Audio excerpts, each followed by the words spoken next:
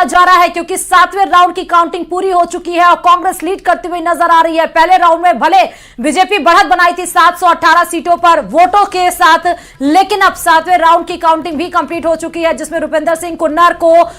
37,791 vote मिले, यानी कि सुरेंद्र पाल टीटी को 34,822 वोट और कांग्रेस के रुपिंदर सिंह कुन्नर 2,969 सीटों से आगे नजर आ रहे हैं। यानी कि सहानुभूति का जो कार्ड जो मास्टर स्ट्रोक कांग्रेस की तरफ से किया गया था, यानी कि गुरमीत सिंह कुन्नर के बेटे की जगह पर रुपिंदर सिंह कुन्नर को उतारा गया था, वो बिल्कुल सटीक फैसला आप मान सकते हैं क्योंकि 7वें राउंड कंप्लीट होने तक बता दें कि नेक टू नेक फाइटिंग फिलहाल पहले रुझानों में तो दिख रही थी, लेकिन जैसे जैसे रुझान आगे बढ़ रहा है क्योंकि 17 राउंड होना है जिसमें से 7 राउंड हो चुके हैं, केवल 10 राउंड और बाकी है और 7वें राउंड में अभी तक कांग्रेस के रुपिंदर सिंह कुन्नर लीड करते हुए नजर आ रहे हैं, बढ़त बनाते हुए नजर आ रहे हैं। 2,969 वोटों से आगे चल रहे हैं रुपिंदर सिंह कुन्नर और कांग्रेस की तरफ से मास्टर स्ट्रोक चलते हुए जो सुरेंद्र पाल सिंह टीटी उतारे गए थे फिलहाल वो पीछे नजर आ रहे हैं। लगातार हमारे साथ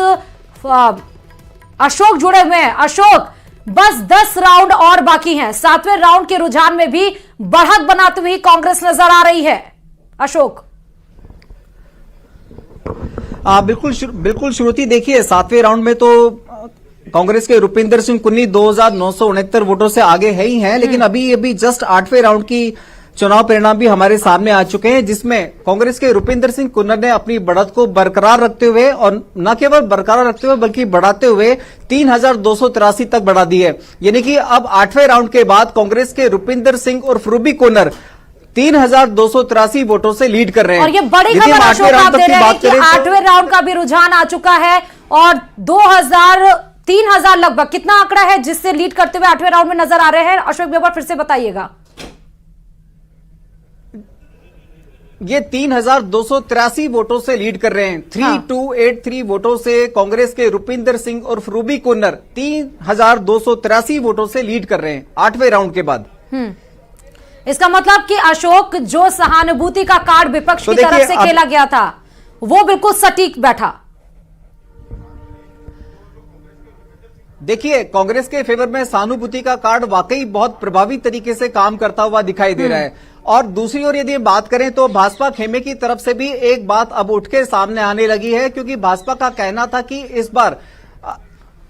भाजपा प्रत्याशी सुरेंद्र पाल सिंह टीटी के साथ साथ अन्य भाजपा कार्यकर्ताओं के द्वारा भी टिकट की मांग की जा रही थी। तो कहीं न कहीं अभी तक जो 8वें राउंड तक की जो परफॉर्मेंस सामने आई है उसको देखते हुए भाजपा कार्यकर्ताओं का ये भी एक पक्ष सामने आ रहा है कि यदि टिकट बदल दी होती, यदि भाजपा सरदार सुरेंद्र पाल सिंह टीटी की जगह किसी नए चेहरे पर दाव खेलती तो शायद पिक्चर कुछ और होती। लेकिन फिलहाल सरदार सुरेंद्र पाल सिंह टीटी जो भाजपा के प्रत्याशी हैं और 7वीं बार चुनाव लड़ रहे हैं, वो इस बार अभी तक 8वें राउंड में 3,283 वोटों से पिछड़ते हुए दिखाई दे रहे हैं। बेशक भाजपा ने चुनावी दाव खेला और उन्हें मंत्रिमंडल में जगह देते हुए